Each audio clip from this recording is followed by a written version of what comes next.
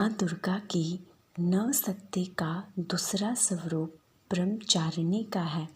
यहाँ ब्रह्म का अर्थ तपस्या से है। माँ दुर्गा का यह स्वरूप भक्तों और सिद्धों को अनंत फल देने वाला है।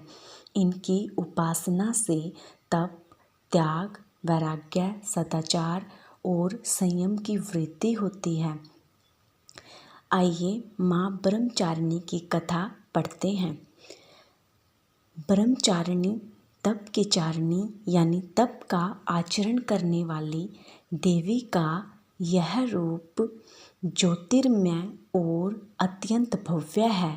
इस देवी के दाएं हाथ में जप की माला है और बाएं हाथ में यह कमंडल धारण किए हैं।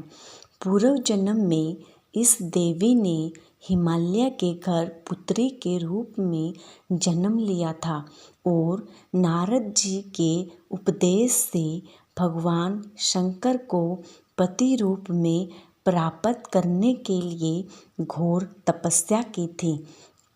इस कठिन तपस्या के कारण इन्हें तपचारिणी अथवा ब्रह्मचारिणी नाम से अभिहित किया गया। 1000 वर्ष तक इन्होंने केवल फल फूल खाकर बिताए और 100 वर्षों तक केवल जमीन पर रहकर साग पर निर्वाह किया।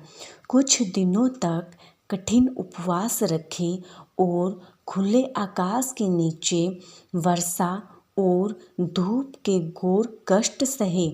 3000 वर्षों तक टूटे हुए बिल्व पत्र खाए और भगवान शंकर की आराधना करती रही। इसके बाद तो उन्होंने सूखे बिल्व पत्र खाना भी छोड़ दिया। कई हजार वर्षों तक निर्जल और निराहार रहकर तपस्या करती रही। पत्तों को खाना छोड़ देने के कारण इनका नाम अर्पणा पड़ गया। कठिन तपस्या के कारण देवी का शरीर एकदम क्षीण हो गया। देवता, ऋषि, सिद्धगण, मुनि सभी ने ब्रह्मचारिणी की तपस्या को अभूतपूर्व पुण्य कृत्य बताया, सराहना की और कहा, हे देवी, आज तक किसी ने इस तरह की कठोर तपस्या नहीं की। यह तुम ही से ही संभव थी। तुम्हारी मनोकामना परिपूर्ण होगी और भगवान चंद्रमौली शिव जी तुम्हें पति रूप में प्राप्त होंगे। अब तपस्या छोड़कर घर लौट जाओ।